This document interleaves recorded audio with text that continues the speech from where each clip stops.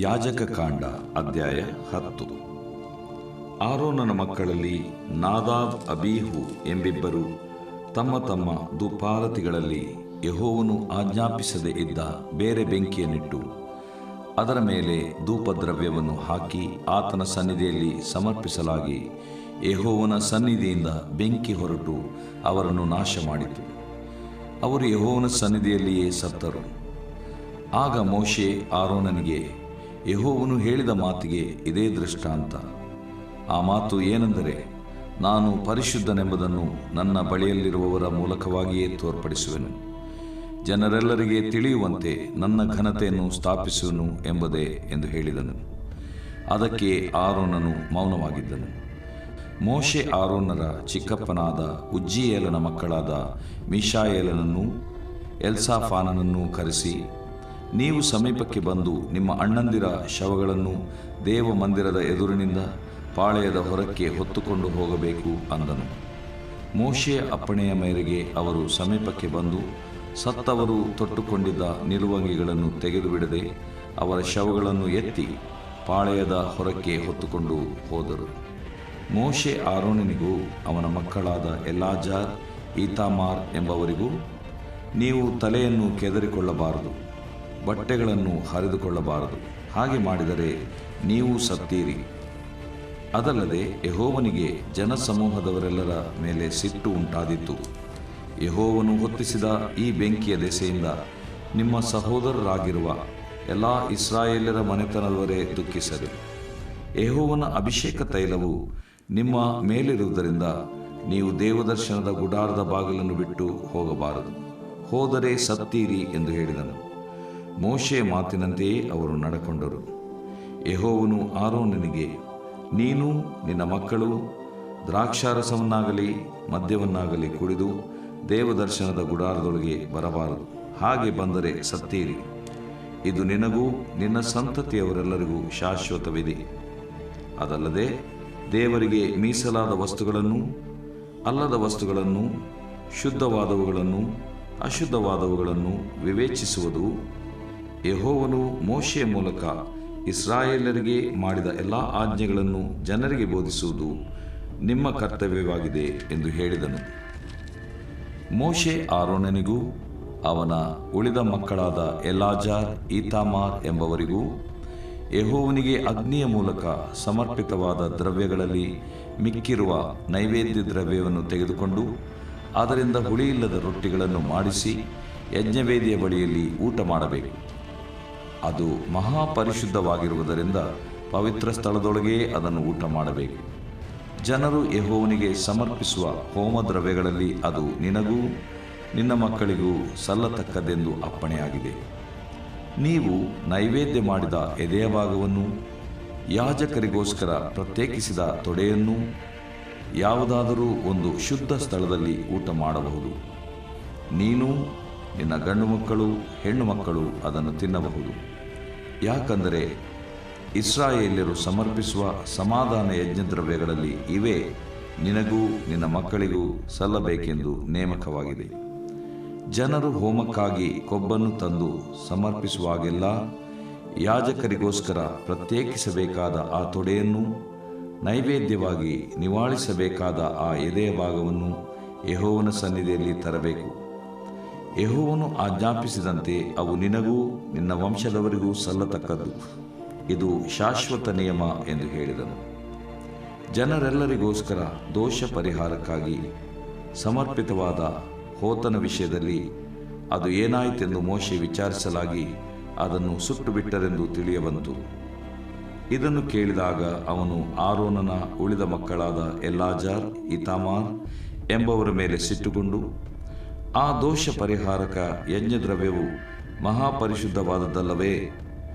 ನೀವು ಜನಸಮೂಹದ ಪಾಪಗಳನ್ನು ಪರಿಹಾರ ಮಾಡುವಂತೆಯೂ ಅವರಿಗೋಸ್ಕರ ಯೆಹೋವನ ಸನ್ನಿಧಿಯಲ್ಲಿ ದೋಷ ಪರಿಹಾರವನ್ನು ಮಾಡುವಂತೆಯೂ ಅದು ನಿಮ್ಮ ಭಾಗವಾಗಿ ನೇಮಕವಾಗಿದೆಯಲ್ಲ.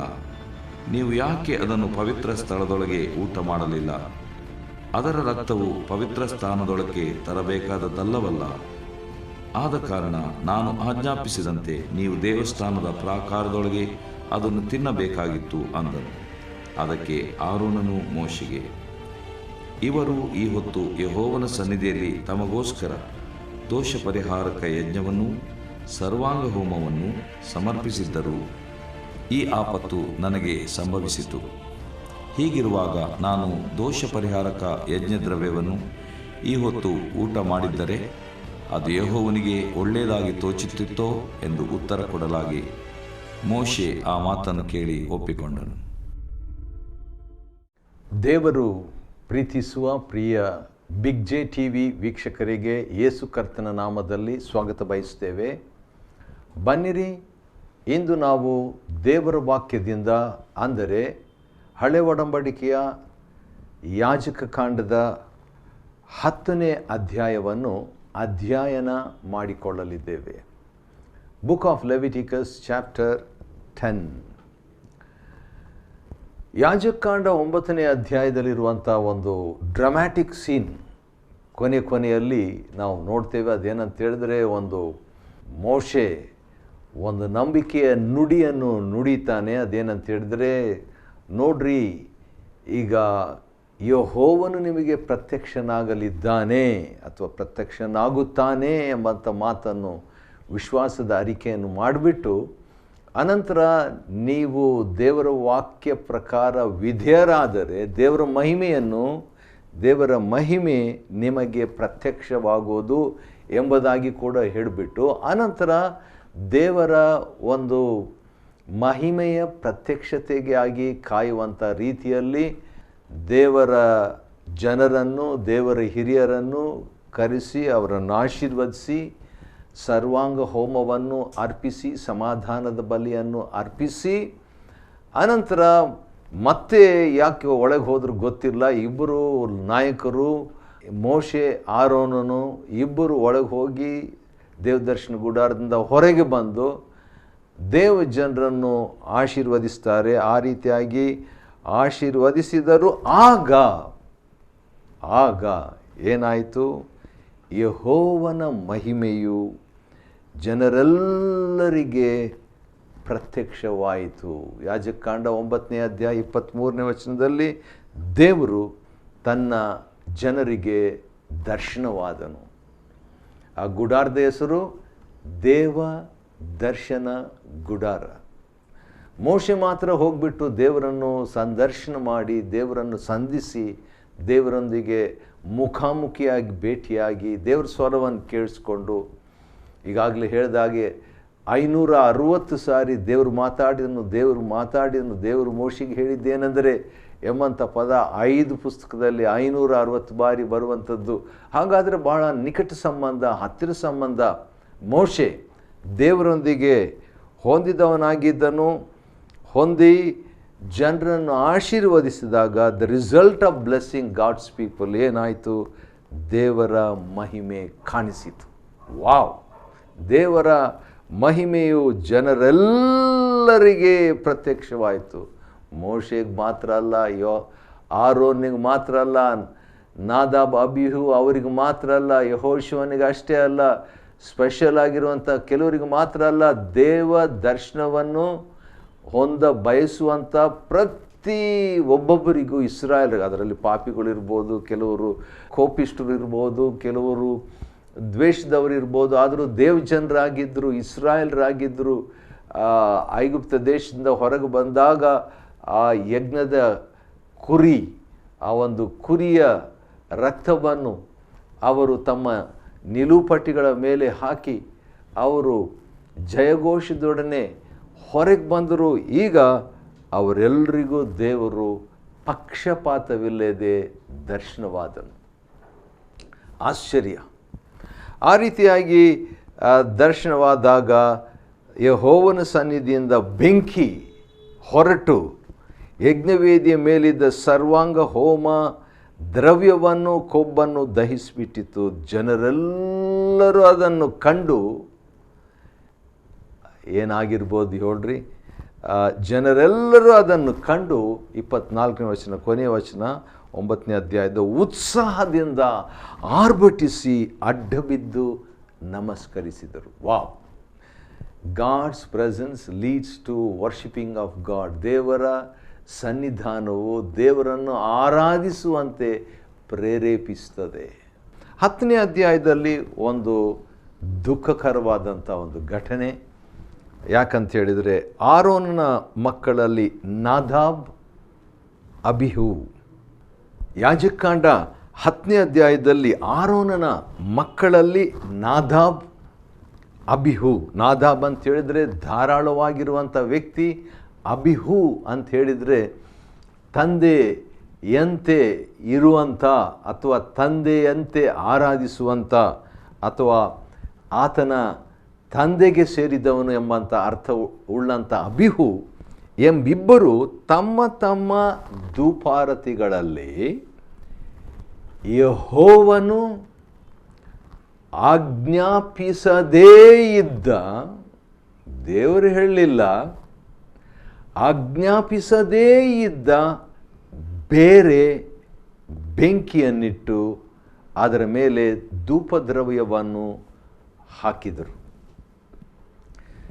ದೇವರು ಹೇಳಲಿಲ್ಲ.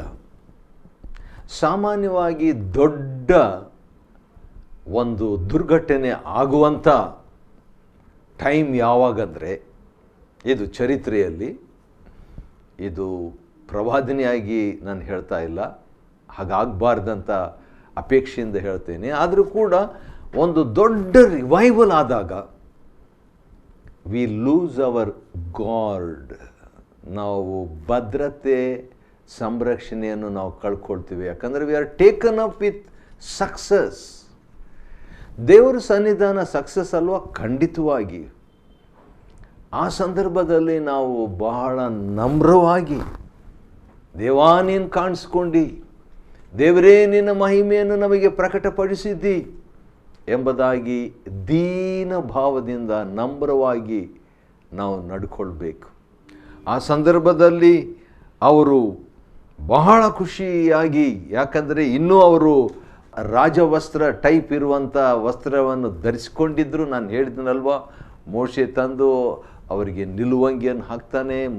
ಅನಂತರ ಅವರಿಗೆ ಬೇರೆ ಬೇರೆ ಅಭಿಷೇಕದ ಯಾವ ರೀತಿಯಾಗಿ ಈ ಒಂದು ಗ್ರ್ಯಾಜುಯೇಷನ್ ಟೈಮ್ನಲ್ಲಿ ಜನರು ದೊಡ್ಡ ದೊಡ್ಡ ಅಂಗಿಗಳನ್ನು ಹಾಕಿಕೊಂಡು ಇರ್ತಾರೋ ಅಂಥ ಒಂದು ಅಲಂಕೃತವಾದಂಥ ಒಂದು ಆಡಂಬರದ ಅಲಂಕಾರದಿಂದ ಈ ಮೂವರು, ಆರೋನನು ಮತ್ತು ನಾದಾಬ್, ಅಬಿಹು, ಅವರಿಬ್ಬರು ಮೂವರು ಸೇರಿ ಅಂಥ ಒಂದು ವಸ್ತ್ರದಲ್ಲಿ ಇನ್ನೂ ಅಭಿಷೇಕ ಅಥವಾ ಅವರು ಅಭಿಷೇಕ ಹೊಂದಿದಂಥ ಆ ವಸ್ತ್ರಗಳನ್ನು ಇನ್ನೂ ಅವರು ತೊಟ್ಟುಕೊಂಡಿದ್ದರು. ಅಂಥ ಸಂದರ್ಭದಲ್ಲಿ ಅವರು ದೇವರು ಹೇಳಿದಂಥ ಒಂದು ಕೆಲಸವನ್ನು ಮಾಡಿಬಿಟ್ರು. ಯಾರಿಗೆ ಮಾಡಿದರು? ದೇವರಿಗೇ ಮಾಡಿದರು. ಎಲ್ಲಿ ಮಾಡಿದರು? ದೇವರ ಆಲಯದಲ್ಲಿ ಮಾಡಿದರು. ದೇವರ ಆಲಯದಲ್ಲಿ ದೇವರು ಹೇಳದಂಥ ಕಾರ್ಯವನ್ನು ಇವರು ಮಾಡಿದಾಗ ಆತನ ಸನ್ನಿಧಿಯಲ್ಲಿ ಸಮರ್ಪಿಸಲಾಗಿ ಯೆಹೋವನ ಸನ್ನಿಧಿಯಿಂದ 2ನೇ ವಚನ 10ನೇ ಅಧ್ಯಾಯ 2ನೇ ವಚನ, ಬೆಂಕಿ ಹೊರಟು ಅವರನ್ನು ನಾಶ ಮಾಡಿತು. ಅವರು ಯೆಹೋವನ ಸನ್ನಿಧಿಯಲ್ಲಿಯೇ ಸತ್ತು ಹೋದರು. ಯೌವನಸ್ಥರು, ಪ್ರಾಮಿಸಿಂಗ್ ಇಯರ್ಸ್, ಮಹಾಯಾಜಕನಾದಂಥ ಆರೋನ್ನ ಮಕ್ಕಳು. ದೇವರು ಎಷ್ಟೋ ಸರಿ ಆರೋನನ ಸಂಗಡ ಮಾತಾಡಿದ್ದನು. ಮೋಶೆಯ ಅಣ್ಣ ಆರೋನ್ ಎಂಬಂಥ ಪದ 62 ಸಾರಿ ಯಾಜಕಾಂಡದಲ್ಲಿ ಬರ್ತದೆ. ಮತ್ತು ಈ ಯಜ್ಞ ಬಲಿಯನ್ನು ಸಮರ್ಪಿಸಲಿಕ್ಕೆ ಅಸಿಸ್ಟೆಂಟ್ ಆಗಿದ್ದಂಥವರು 289 ಸಾರಿ ಸ್ಯಾಕ್ರಿಫೈಸ್, ಯಜ್ಞ, ಕಾಣಿಕೆ, ಸಮರ್ಪಣೆ ಎಂಬಂಥ ಪದ ಬರ್ತದೆ. ಇಂಥ ಕೆಲಸವನ್ನು ಅವ್ರು ಮಾಡ್ತಾಯಿದ್ರು. ಅಷ್ಟೇ ಅಲ್ಲದೆ ಅವರು ದೇವದರ್ಶನ ಗುಡಾರದಲ್ಲಿ ಇದ್ದರು. ದೇವದರ್ಶನ ಗುಡಾರ ಎಂಬಂಥ ಪದ 46 ಸಾರಿ ಯಾಜಕಾಂಡದಲ್ಲಿ ಬರ್ತದೆ. ಅಲ್ಲಿದ್ದಾಗ ಅಲ್ಲೇ ಸತ್ತು ಹೋದರು. ಆ ರೀತಿಯಾಗಿ ಸಾಯುವಂಥದ್ರ ಕುರಿತಾಗಿ ನೋಡುವಾಗ man's fire versus god's fire, ಸೇವಕನ ಬೆಂಕಿ, ದೇವರ ಬೆಂಕಿ ಕಾನ್ಫ್ಲಿಕ್ಟ್. ಅದು ಎಲ್ಲಿ? ದೇವರ ಆಲಯದಲ್ಲಿನೇ. ಮತ್ತು ಆ ರೀತಿಯಾಗಿ ತಾವಾಗಿಯೇ ಉಂಟು ಮಾಡಿಕೊಂಡಂಥ ಬೆಂಕಿ ಯಾಕೆ ಈ ರೀತಿಯಾಗಿ ಮಾಡಿದ್ರು ಗೊತ್ತಿಲ್ಲ. ಅಟ್ಲೀಸ್ಟ್ ಒಂದು ಕೆಲಸ ಅವ್ರು ಮಾಡಬೇಕಾಗಿತ್ತು. ಸಪೋಸ್ ಒಂದು ವೇಳೆ ನಾದಾಬ್, ಅಬಿಹು ಇವರು ಇಬ್ಬರು ಆರೋನನ ಹತ್ರ ಹೋಗ್ಬಿಟ್ಟು, ಅಪ್ಪ ಈ ರೀತಿಯಾಗಿ ಮಾಡೋಣ ಅಂತಿದ್ದೀವಿ, ನಿನಗೇನು ಅನಿಸ್ತದೆ? Can we do it to God? ದೇವ್ರ ಸನ್ನಿಧಾನದಲ್ಲಿ ನಾವು ಅರ್ಪಿಸಬೇಕಾ ಬೇಡವಾ? ಚೆಕ್ ಮಾಡಿಬಿಟ್ಟಿದ್ರೆ ಮಹಾಯಾಜಕನ ಹತ್ರ. ಯಾಕಂತ ಹೇಳಿದ್ರೆ ಐ ಡೋಂಟ್ ಥಿಂಕ್, ನನಗೆ ಹೀಗೆ ಅನ್ನಿಸ್ತದೆ, ಆರೋನ್ ಅದನ್ನು ಇಷ್ಟಪಟ್ಟಿದ್ದಿಲ್ಲ. ಯಾಕಂದರೆ ಆರೋನ್ ಅರ್ಪಿಸಲಿಲ್ಲ. ಆರೋನ್ ಕೇಳದೆ they bypass the authority of Aaron. ಆರೋನ್ನ ಅಧಿಕಾರವನ್ನು ಅವ್ರು ದಾಟಿಕೊಂಡು ದೇವರ ಹತ್ರ ಹೋಗಿ ಅದನ್ನು ಸಮರ್ಪಿಸಿದಾಗ ದೇವರು ತಾನೇ ಅವರನ್ನು ಸಾಯಿಸಿಬಿಟ್ನು. ಇಂಥವರು ಇರೋದು ಬೇಡ ಎಂಬಂಥ ಒಂದು ಮೆಸೇಜ್ ಎಲ್ಲರಿಗೆ ಬಂದುಬಿಡ್ತು. ಯೆಹೋವನು ಹೇಳಿದ ಮಾತಿಗೆ ಇದೇ ದೃಷ್ಟಾಂತ. ಈಗ ಮೋಶೆ ಆರೋನಿಗೆ ಮಾತಾಡ್ತಾನೆ. ಯಾಕಂದರೆ ಮೂವರಿದ್ದರು, ಆರೋನ್ ಅಷ್ಟೇ ನಿಂತಿದ್ದಾನೆ, ಡೆಡ್ ಬಾಡಿ 2 ಸತ್ತು ಬಿದ್ದಿದೆ. ಮೋಶೆ ಈಗ ಆರೋನ್ ಹತ್ರ ಮಾತಾಡ್ತಾನೆ. ಯಾಕಂತ ಹೇಳಿದ್ರೆ ಮೋಶೆ ಬಂದು ಅವರ ಚಿಕ್ಕಪ್ಪ ಆಗಬೇಕು ಅವರಿಬ್ಬರಿಗೆ. ಈಗ ಅಣ್ಣನ ಹತ್ರ ಮಾತಾಡಿಬಿಟ್ಟು, ನಾನು ಪರಿಶುದ್ಧನೆಂಬುದನ್ನು ನನ್ನ ಬಳಿಯಲ್ಲಿರುವವರ ಮೂಲಕವಾಗಿಯೇ ತೋರ್ಪಡಿಸುವೆನು. ವಾವ್, ಭಾಳ ಭಯಂಕರವಾದಂಥ ಒಂದು ಮಾತು. ದೇವರು ಹೇಳುವಂಥ ಮಾತು, ನಾನು ಪರಿಶುದ್ಧನಂತ ನನ್ನ ಜೊತೆಗೆ ಯಾರಿದ್ದಾರೆ ಅವ್ರ ಮೂಲಕನೇ ತಿಳಿಸ್ತೇನೆ. ಹೇಗೆ ತಿಳಿಸಿದ? ಅವರನ್ನು ಶಿಕ್ಷಿಸುವುದರ ಮುಖಾಂತರವಾಗಿ. ಅದು ಹಳೆ ಒಡಂಬಡಿಕೆಯಲ್ಲಿ ಈ ರೀತಿಯಾಗಿರುವಂಥ ಮಾತುಗಳನ್ನು ನಾವು ಓದುವಾಗ ನಮಗೆ ಭಯ ಆಗ್ತದೆ ಮತ್ತು ಕೆಲವು ಸಾರಿ ನಿರಾಶೆ ಕೂಡ ಆಗಿಬಿಡ್ತದೆ. ಆದರೆ ಹಳೆ ಒಡಂಬಡಿಕೆಯಲ್ಲಿ ನಡೆದಂಥವುಗಳು ಎಲ್ಲೂ ರೋಮಾಪತ್ರಿಕೆ 15ನೇ ಅಧ್ಯಾಯ ಮತ್ತು 1ನೇ ಕೊರಿಂಥ 10ನೇ ಅಧ್ಯಾಯದ ಪ್ರಕಾರವಾಗಿ ಪೂರ್ವದಲ್ಲಿ ಬರೆದಿದ್ದೆಲ್ಲ ನಮ್ಮ ಒಂದು ಎಜುಕೇಷನ್ಗೋಸ್ಕರವಾಗಿ ಕೇರ್ಫುಲ್ ಆಗಿರಬೇಕು ಎಂಬಂಥ ಮಾತು. ಸರಿ, ದೇವರು ಜನರೆಲ್ಲರಿಗೆ ದೇವರು ತೋರ್ಪಡಿಸಿದನು, ದೇವರು ಸ್ಟ್ರಿಕ್ಟ್ ಎಂಬುದನ್ನು ತಿಳಿಯಪಡಿಸಿದನು. ಅದಕ್ಕೆ ಈ ರೀತಿಯಾಗಿ ನಡೆದಾಗ ಆರೋನನ್ನು ಏನು ಮಾಡಬೇಕಂತ ನಿಮಗೆ ಅನಿಸ್ತದೆ? ವರ್ಸ್ 3 3ನೇ ವಚನ 10ನೇ ಅಧ್ಯಾಯ ಯಾಜಕಕಾಂಡ. ಆರೋನನು ಮೌನವಾಗಿದ್ದನು. ತನ್ನ ಕಣ್ಣು ಮುಂದೆ ಇಬ್ಬರು ಪ್ರಿಯ ಮಕ್ಕಳು, ಅದು ಸೇವೆಗೆ ಬಂದುಬಿಟ್ಟ ಮಕ್ಕಳು, ತಂದೆಯ ಸೇವೆಯನ್ನು ಮುಂದುವರಿಸಬೇಕಾಗಿರುವ ಮಕ್ಕಳು, ಕೋವರ್ಕರ್ಸ್, ಮಕ್ಕಳೇ ಕೋವರ್ಕರ್ಸ್ ಆಗಿದ್ದಾರೆ. ಮಕ್ಕಳನ್ನು ಆತನ ಮೆಂಟರ್ ಮಾಡಿಕೊಂಡು ದೇವದರ್ಶನ ಗುಡಾರದಲ್ಲಿ ಈಗ ತಾನೇ ನಿನ್ನೆ ತನಕ 7 ದಿವಸ ಕಳೆದು ಬಿಟ್ಟಿದ್ರಲ್ಲ, 7 days ದೇವರ ಸನ್ನಿಧಾನದಲ್ಲಿದ್ದರು. ಒಂದು ವೇಳೆ ಆ 7ನೇ ದಿವಸದಲ್ಲಿ 6 ದಿವಸನೇ ಅವರು ಹೊರಗೆ ಹೋಗಿಬಿಟ್ಟಿದ್ರೆ ಸತ್ತು ಹೋಗ್ತಿದ್ರು. ಯಾಕಂದ್ರೆ ದೇವ್ರು ಹೇಳಿದನು, ಬಾಗಿಲನ್ನು ಬಿಟ್ಟು ಹೋದರೆ ನೀವು ಸಾಯ್ತೀರಿ ಅಂತ ಹೇಳ್ಬಿಟ್ರು. ಆದರೆ 8ನೇ ದಿವಸದಲ್ಲಿ ಅವರು ಸತ್ತು ಹೋದರು. ಸರಿ, ಅನಂತರ ಮೋಶೆ ಆರೋನರ ಚಿಕ್ಕಪ್ಪನಾದ ಉಜ್ಜಿಯೇಲನು, ಅವನ ಬಗ್ಗೆ 4ನೇ ವಚನದಲ್ಲಿ ನಾವು ನೋಡ್ತೇವೆ. ಕೆಲವರನ್ನು ನಿಮ್ಮ ಅಣ್ಣಂದರ ಶವಗಳನ್ನು ತಗೊಂಡು ಹೋಗಂತ ಹೇಳಿದಾಗ ಸತ್ತವರು 5ನೇ ವಚನ ಒಂದು ವಿಚಿತ್ರ ಸಂಗತಿ, ಒಂದು ಎನ್ಕರೇಜಿಂಗ್ ಸಂಗತಿ ನನಗೆ ಇದು.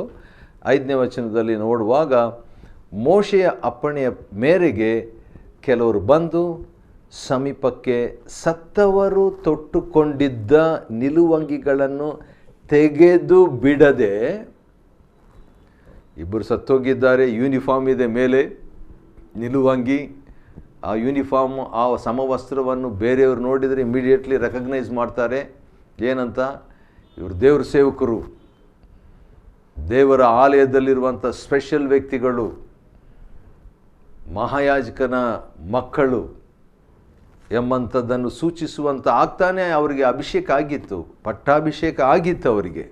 ಪಟ್ಟಾಭಿಷೇಕ ಆಗಿದ್ದಾಗ, ಆರ್ಡಿನೇಷನ್ ಆಗಿ 7 ದಿವಸ ಆದಮೇಲೆ ನಾವು ನೋಡ್ತೇವೆ ಅದೇ ಡ್ರೆಸ್ ಹಾಕ್ಕೊಂಡು, ತೆಗೆಯೋದು ಬೇಡ, ಅವ್ರನ್ನ ಸತ್ತಾಗಿಯೂ ಸಾವಿನಲ್ಲಿಯೂ they had a dignified death. ತಪ್ಪು ಮಾಡಿದ್ದು ಹೌದು, ತಪ್ಪೇ, ಆದರೂ ಕೂಡ ಮೋಶೆ ಒಂದು ಕನ್ಸಿಡ್ರೇಷನ್ ತೋರಿಸಿ ಅವರಿಗೆ ಅದೇ ಡ್ರೆಸ್ ಹಾಕ್ಕೊಂಡಿರಲಿ, let them look dignified even in their death ಎಂಬುದಾಗಿ ಅವರ ಶವಗಳನ್ನು ಎತ್ತಿ ಪಾಳ್ಯದ ಹೊರಗೆ ಹೊತ್ಕೊಂಡು ಹೋದರು. ಮತ್ತು ಈ ರೀತಿಯಾಗಿ ಇರುವಾಗ ಒಂದು ವಿಚಿತ್ರವಾದಂಥ ಆಜ್ಞೆಯನ್ನು ಮೋಶೆ ಹೇಳ್ತಾನೆ.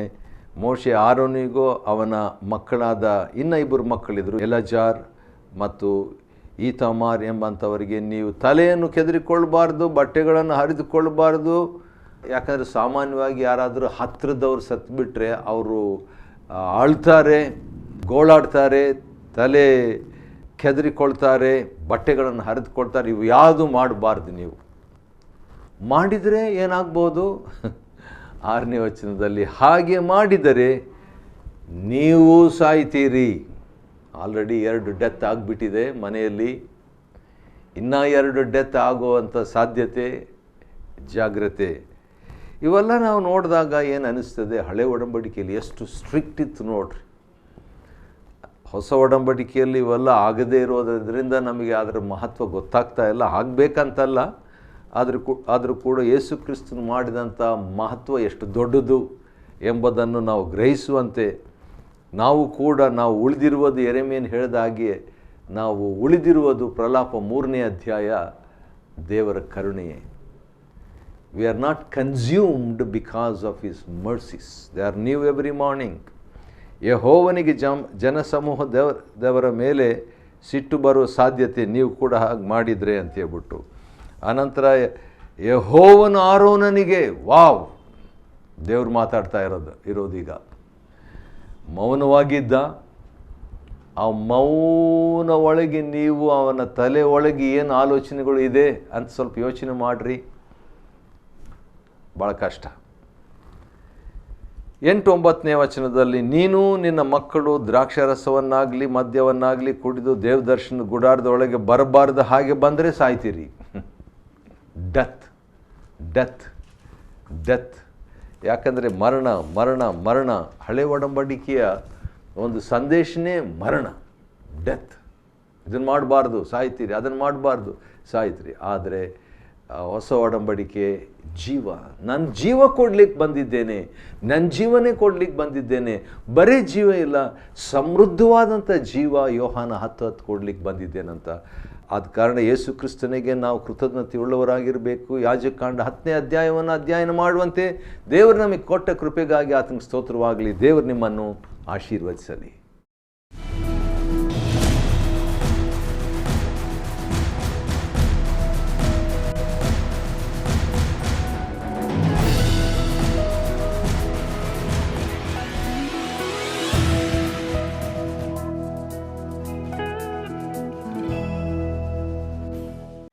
Chapter 10.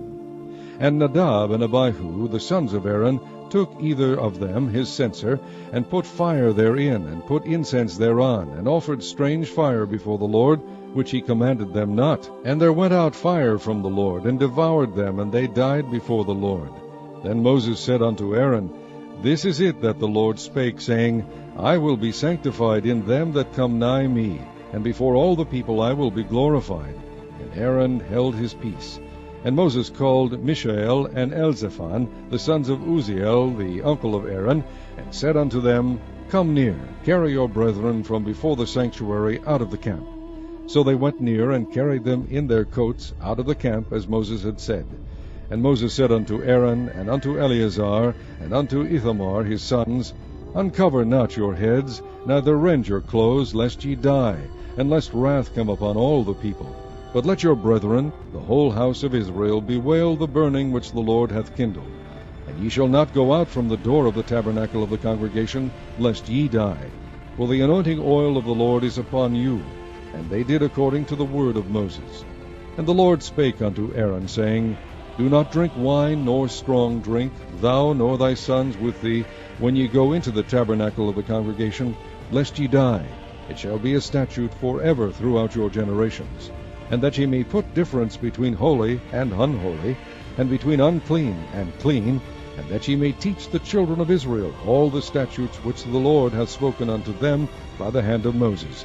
And Moses spake unto Aaron, and unto Eleazar, and unto Ithamar his sons that were left, Take the meat offering that remaineth of the offerings of the Lord made by fire, and eat it without leaven beside the altar, for it is most holy. And ye shall eat it in the holy place, because it is thy due, and thy sons' due, of the sacrifices of the Lord made by fire. I am commanded. And the wave breast and heave shoulder shall ye eat in a clean place, thou and thy sons, and thy daughters with thee, for they be thy due, and thy sons' due, which are given out of the sacrifices of peace offerings of the children of Israel. The heave shoulder and the wave breast shall they bring with the offerings made by fire of the fat, to wave it for a wave offering before the Lord. And it shall be thine, and thy sons with thee, by a statute forever, as the Lord hath commanded. And Moses diligently sought the goat of the sin offering, and behold, it was burnt. And he was angry with Eleazar and Ithamar, the sons of Aaron, which were left alive, saying, Wherefore have ye not eaten the sin offering in the holy place, seeing it is most holy, and God hath given it you to bear the iniquity of the congregation, to make atonement for them before the Lord? Behold, the blood of it was not brought in with the holy place. Ye should indeed have eaten it in the holy place, as I commanded. And Aaron said unto Moses, Behold, this day have they offered their sin offering and their burnt offering before the Lord, and such things have befallen me. And if I had eaten the sin offering today, should it have been accepted in the sight of the Lord? And when Moses heard that, he was content.